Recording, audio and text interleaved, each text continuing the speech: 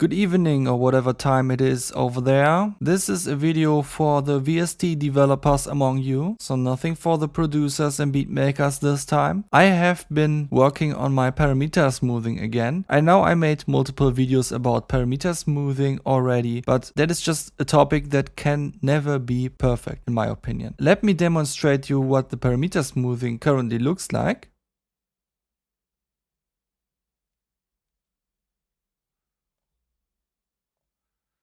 So as you can see, I'm creating a really smooth curve here.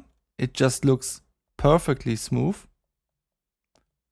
And you already know why that is the case if you watched my other parameter smoothing videos, and if you did not, then I should probably link them and then they will appear somewhere in a corner or something like that as a link. But the new thing about this parameter smoothing is that it actually reaches the destination that is being set to it and not just approximately approaches it, because this thing uses a low pass filter, and as everyone knows, a low pass filter only approaches its destination but never reaches it. So I fixed that, and the reason why I fixed that is in the future when I'm making plugins, I want to be able to use more SIMD instructions on my DSP code, and oftentimes I'm held back from doing that by the fact that my parameter smoothers are working constantly. So you can never really know if you are still smoothing or not. You just have to use the entire buffer of smoothed values, and there is no way to get around that. And if you were not smoothing right now and you knew it completely,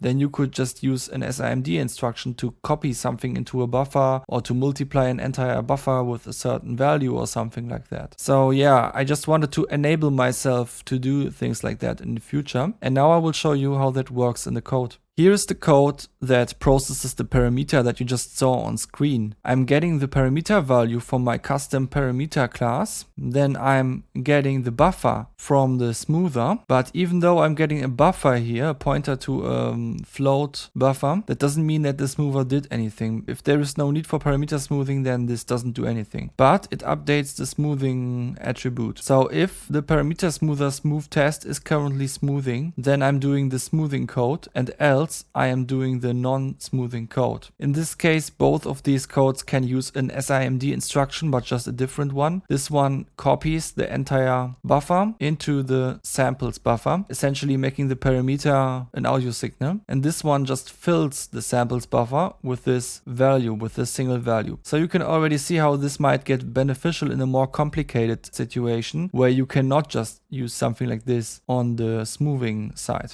but you can still doing something like this on the non-smoothing side. And I will have better examples for that once I'm actually implementing things with my new parameter smoothing, but this is just the most basic thing to show for now. So this is my smoothing namespace, and it consists of these three classes. There is the block class, and its only purpose is to make a block-based smoothing. Then there is the low pass class, which is basically just a one-pole low pass filter with an FIR design. And then there is the parameter smoother, which combines the block-based and the low-pass approach, and then also does this last step where it snaps to the end value. Now let's look at the implementation. Okay, so in my other parameter smoothing videos, you already saw what the block-based smoother does. I just want to quickly go over that again, but not too much in depth. So you get an input buffer where you want to write the smoothing onto, you get a destination value, and you get the num samples. So you get the distance between the destination value and the current value, which is a member variable of the block-based smoother. And then you get the increment value as the distance divided by the number of samples. And then you are just doing this simple operation that just has additions in it and equals. So really cheap operation, except for the divide at the beginning. Then there is this low pass filter that essentially just calls process sample for every sample in num samples. And process sample is this very simple low pass filter method.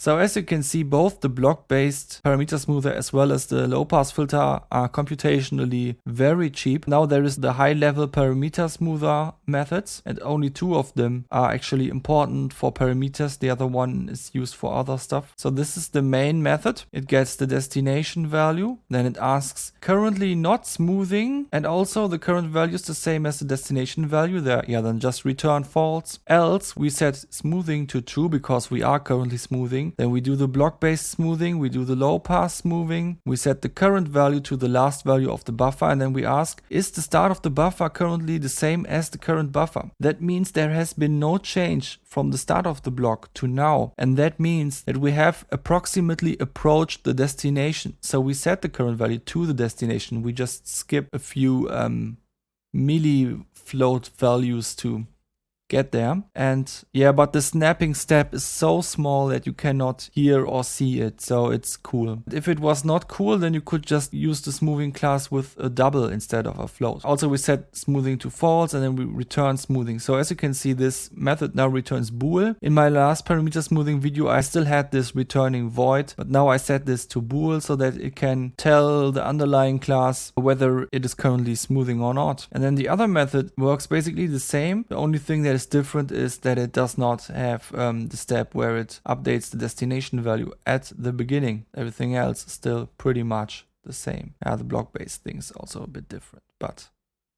you know, it's pretty much the same. In order to make this a bit nicer to use, I also have this PRM parameter class. So this is a class that has a parameter smoother and also a buffer where you can just smooth your values into, and it also knows about whether or not stuff is currently smoothing. Just updates its smoothing value while it is smoothing, and then it returns the pointer to the buffer's data. Alright everyone, now you know how I improved my parameter smoothing class. I hope that it performs better now and in the future, and also in the context of future implementations. I already have some ideas how I can further improve this. For example, many people actually don't smoothen their parameters sample accurately, but like every 32 or 64 samples to just get even better performance. I'm not sure yet if I want to do that, because I always fear that for some types of parameters that would actually cause a grainy sound, and I fear that if I did that, then I would have to find a solution where not every parameter smoother is the same general solution as the other, but where each needs its own precise handling. And I personally don't like things like that, because as a programmer you always want to have your things working for you and not you working for the things.